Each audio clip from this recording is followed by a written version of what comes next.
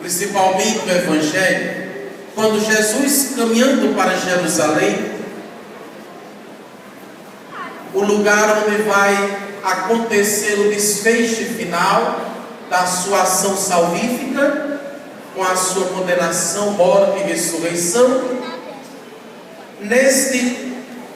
nesta caminhada para Jerusalém, Jesus também vai dando condições aos seus discípulos e a todos e a todas que estão seguindo a Ele, a se decidirem a favor ou contra Ele. Este Evangelho, a impressão que nós temos quando lemos este Evangelho, quando Jesus se vira para trás e vê uma grande multidão acompanhando, é que Jesus joga um balde de água fria na fervura dos discípulos. Esta é a impressão.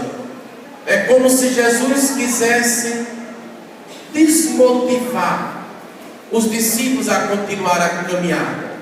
É a primeira impressão que fica. Mas na verdade não é isso que Jesus está fazendo. Pelo contrário, Jesus quer que todos os seus seguidores tenham consciência do que estão abraçando. Não abracem o seu projeto só por sensacionalismo, só como o nosso povo chama fogo de palha, que não tem consistência. E nós vamos perceber isso nas duas parábolas que ele conta. Aquele que vai construir uma torre tem que sentar e medir bem o que tem, as condições, se é capaz de começar e terminar, para não deixar no meio da estrada a construção. A mesma coisa o rei que vai guerrear com o outro. Se ele não tem gente suficiente para vencer, é melhor que ele faça logo um trato de paz. Eles mandam emissários para fazer um trato. Jesus lembra aos discípulos e lembra a cada um de nós que precisamos ter duas coisas no seguimento a Ele: o realismo do arquiteto que vai construir a torre e a prudência do rei. Temos que ser realistas e temos que ser prudentes. Não adianta, como disse Jesus no final do Evangelho, não adianta ficar até animado para segui-lo e depois aos poucos começar a desanimar. Não adianta. É melhor decidir logo. Jesus não quer ninguém seguindo a Ele aparentemente. Ou segue de verdade ou não segue. Muro para ficar em cima não existe. Este ele já derrubou. Então é preciso ser realista. O seguidor e a seguidora de Jesus tem que ter isso muito claro na sua mente e no seu coração. Por isso que ele fala aos discípulos que estão seguindo. Porque muitos estão em busca das benesses do Senhor, mas não fizeram, nem estão muitos interessados a fazer a experiência pessoal e existencial com o Senhor. É só aparente. Jesus não está interessado em quantidade. Multidão não enchem os olhos de Jesus, de forma nenhuma. Basta a gente lembrar do capítulo 6 do Evangelho de João, quando Jesus estava fazendo o discurso do pão do céu. Eu sou o pão vivo que desceu do céu. Quem come minha carne e bebe meu sangue tem a vida eterna, e eu ressuscitarei no último dia. Porque minha carne é verdadeira comida, meu sangue é verdadeira bebida. Alguns discípulos chegaram próximos a Jesus e disseram: Senhor, tuas palavras são duras. Quem vai suportar estas palavras? Foi que Jesus respondeu? Jesus não chama os discípulos, calma, tenham paciência, é apenas uma maneira de falar, uma espécie de linguagem, é figurada. Não, Jesus não fala isso. O que é que Jesus diz? A quem foi dizer a ele que as palavras eram duras? E vós, não quereis ir embora também não? Quem quiser ficar, tem que se curvar à vontade do Senhor.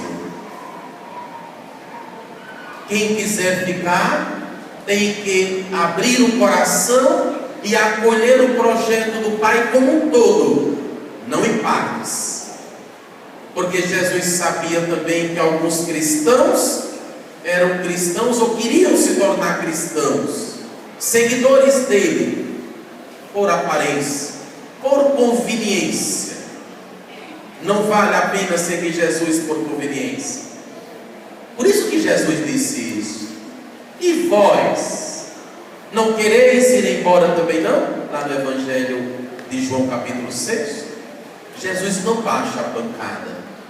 A exigência, o reino de Deus é exigente para quem quer segui-lo.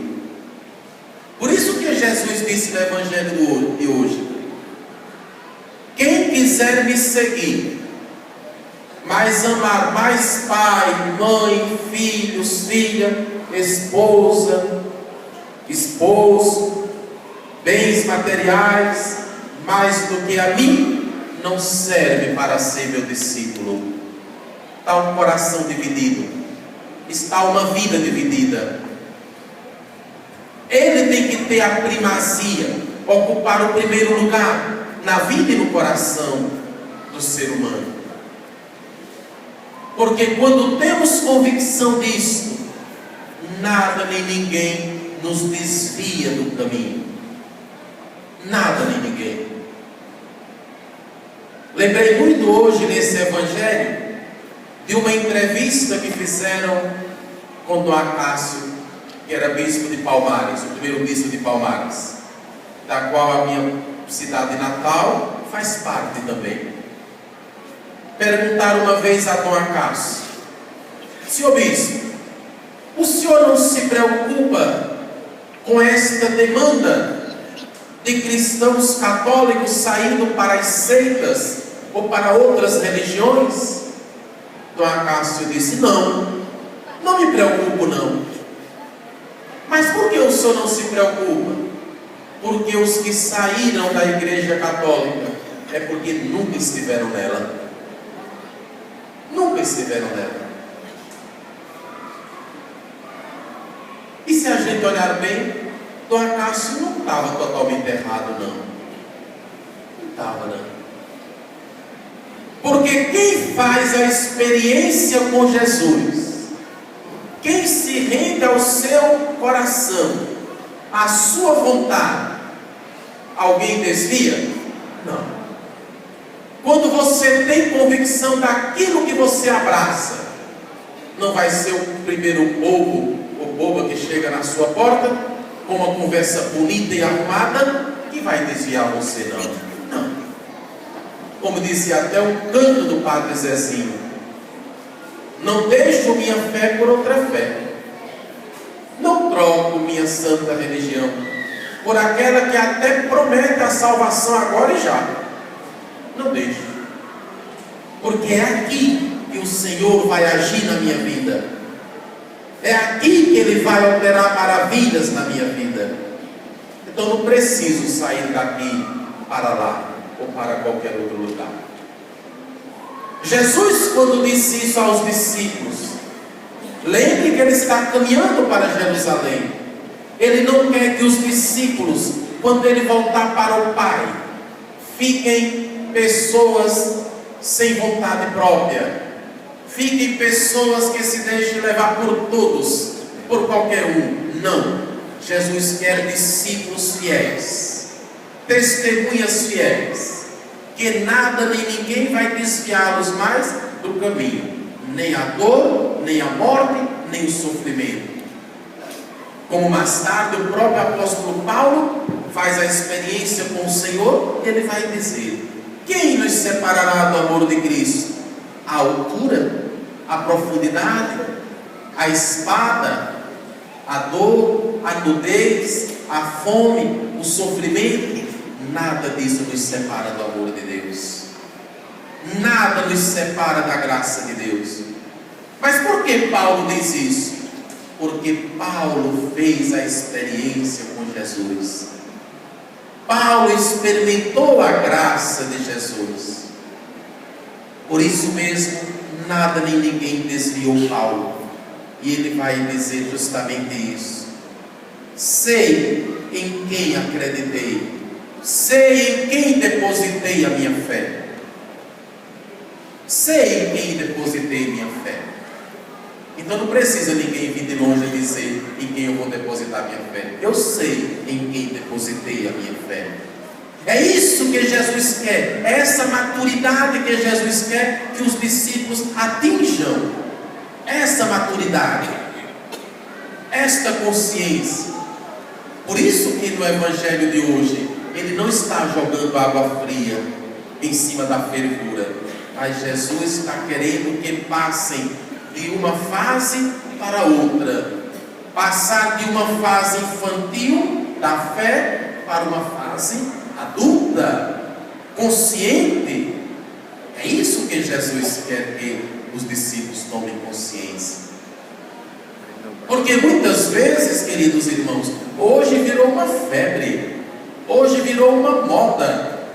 Todo mundo vai em busca do milagre de Deus, mas poucos conseguem chegar e descobrir o Deus do milagre. Parece a mesma coisa, mas não é. É o mundo do utilitarismo. Até no mundo religioso, essa consciência utilitarista começa a tomar campo, ganhar campo. As pessoas só servem enquanto estiverem realizando os nossos propósitos. No dia que não realizam mais, são descartadas. No mundo da fé, muitos estão também adotando esse mesmo sistema. Aí está o erro. Pode olhar quantas pessoas vivem perambulando, quantas pessoas vivem colocando setas e placas na frente de suas supostas igrejas. Está mal nos negócios? Temos aqui a solução. Está querendo um milagre? Hoje vai ter a tarde do milagre, vai ser um show de milagre. Está querendo solução para os seus problemas? Venha para cá que a gente vai ter. É uma apelação constante. É o mundo do utilitarismo dentro do mundo cristão. É o paganismo. É o paganismo. É o mundanismo que entra dentro da igreja ou das igrejas, que não tem nada a ver com o projeto de Deus. Olha o que é que Jesus está dizendo aos discípulos: quem quiser me seguir, tome sua cruz, renuncie a si mesmo, depois vem atrás de mim. Ele vai à frente. É Ele quem abre o caminho. É Ele quem norteia a nossa caminhada e a nossa história. Nós vamos seguindo o Mestre, nós vamos seguindo atrás, porque Ele é quem abre o caminho. E é o que falta em muitos cristãos. Justamente isso. Por isso que Jesus insiste tanto nisso. Jesus não prometeu ir bem no mundo dos negócios. Quando Jesus chamou Pedro, Jesus não disse a Pedro que ao invés daquele barco todo remendado, aquela rede toda remendada, ele disse: vem me seguir, que ao invés desse barquinho, você vai ter um transatlântico para poder pescar melhor. Ao invés destas redes furadas, você vai ter mecanismo muito mais sofisticado para poder o mundo dos negócios serem alargados. Jesus não promete. Jesus só diz a Pedro que ele vai para a cruz também. Se ele quiser segui-lo, ele tem que estar também consciente que aquilo que toca para o mestre, toca para os discípulos também. Está disposto, Pedro, a fazer isso? Sim, Senhor. segue-me. Não é que o cristianismo busque constantemente fazer uma apologia ao sofrimento e à dor. O cristianismo não gosta de ver ninguém alegre nem feliz. Que incomoda, tem que logo falar da dor e do sofrimento. Não. Não é uma apologia ao sofrimento, uma defesa do sofrimento. Não. Mas o cristianismo mostra que na dor a gente dá um passo mais adiante. A gente amadurece também. A gente sai de uma fase da vida e passa para outra. E passa para outra fase. Ela é inerente a nós, pessoas humanas. E o cristão que quer aderir ao projeto de Jesus tem que ter um coração livre, tem que ter um coração independente de todas estas coisas. É o que Jesus está dizendo no final do Evangelho de hoje. Olha o que o apóstolo Paulo disse na segunda leitura, escrevendo a Filemon. Paulo está preso, e lá na prisão Paulo conheceu Onésimo, que era escravo de Filemon. E Paulo catequizou Onésimo, batizou Onésimo, tornou Onésimo cristão, filho de Deus. E quando Paulo soube que Onésimo era escravo de Filemon, ele manda uma carta, é a carta que nós lemos. Recebe agora Onésimo, não como escravo, mas como irmão, porque ele é filho de Deus, como eu e você somos. Ele não é escravo mais. As correntes foram quebradas pela ação salvífica do Senhor Jesus. Então não trate ele como se fosse coisa e objeto. Ele é gente, como eu sou e você também. Ele é filho de Deus, como eu sou e você também é. Se você me ama, se você gosta de mim, então você receba Onésimo como irmão, não como escravo mais. O cristianismo, com a sua mensagem, ele destrói todas estas separações. Ele acaba literalmente com todas estas divisões e discriminação. Por isso que ser cristão e adotar certos comportamentos está fora do projeto do Senhor. É o que nosso Senhor está dizendo no Evangelho da liturgia de hoje. Por isso precisamos, a exemplo do velho Salomão, a primeira leitura de hoje, pedir ao Senhor a sabedoria para podermos de fato ser prudentes, como diz o Evangelho, e sermos realistas diante do projeto de Deus. Não foi isso que o velho Salomão fez quando assumiu o trono do seu pai Davi? Dá-me, Senhor, não riquezas, não longos anos de vida, nem tampouco a morte dos meus inimigos, mas dá-me a sabedoria que mora junto de ti, para que eu possa governar o teu povo com justiça e com equidade. E o Senhor escuta Salomão, porque ele não quer nada para o proveito dele, mas para colocar a serviço do outro. É a sabedoria que nos ajuda a discernir a vontade do Senhor na nossa vida. Então, queridos irmãos e irmãs, a liturgia de hoje nos convida a tomar consciência se somos cristãos de verdade, seguidores do Senhor de verdade, ou se somos cristãos só por conveniência. Só por conveniência. Por isso que ele se virou para trás e disse aos discípulos: querem me seguir? Então esse agora é o critério para me seguir. Esse é o critério para ser adotado na vida e nos comportamentos, nas atitudes. Não basta só palavras. Dizia o Papa Paulo VI: palavras convencem, mas o exemplo arrasta. É o exemplo que arrasta. É a vida, é o comportamento, as atitudes todos os dias.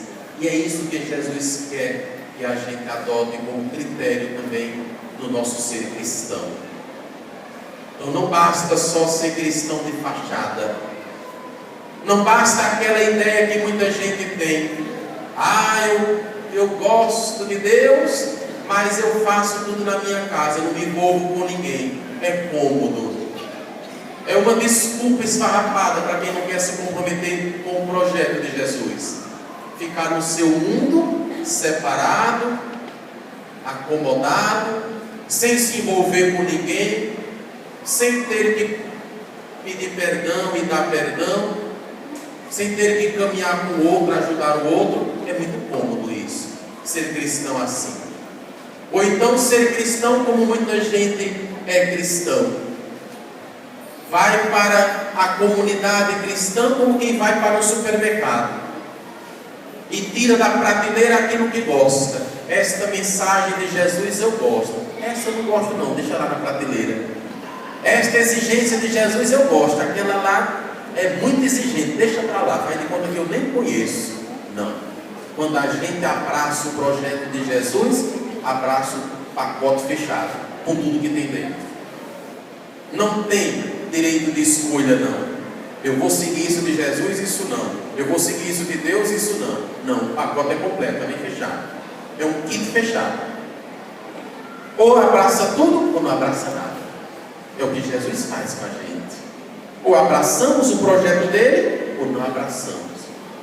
E quem não quer abraçar, nosso Senhor respeita também a liberdade. Não foi isso que ele fez com o jovem, que perguntou: Senhor, o que devo fazer para herdar o reino dos céus? Observa os mandamentos, já faço isso desde minha infância. Mas uma coisa está me faltando: teu coração está enterrado naquilo que você tem. Onde tiver seu tesouro, aí estará seu coração. Vende o que tem, dá aos pobres, depois me segue. O jovem vai embora triste. Jesus não insiste. Jesus não empurra a salvação de goela abaixo dele. Não. Jesus simplesmente respeita e lamenta. Estão vendo como é difícil entrar no reino dos céus? Ou abraça tudo, ou não abraça nada. Ou abraça o projeto dele, ou não abraça. É isso que nosso Senhor chama cada um de nós, queridos irmãos, a abraçar no dia de hoje também. A tomar consciência. A mesma pergunta que ele fez em Cesareia de Filipe, ele continua a fazer todos os dias a cada um de nós. Quem sou eu para você? Que lugar eu ocupo na sua vida, na sua família, nos seus projetos? E é o resultado da resposta que nos fará felizes, realizados ou não. Por isso que a resposta tem que ser também pessoal. Se queremos ou não seguir o Mestre. E na comunidade igreja, nós vivenciamos esse projeto do Senhor em comum. Essa decisão que tomamos conscientemente e vivemos na comunidade igreja. Que Ele nos ajude, nos dê força e coragem nessas tomadas de decisões. Assim seja. Amém. Creio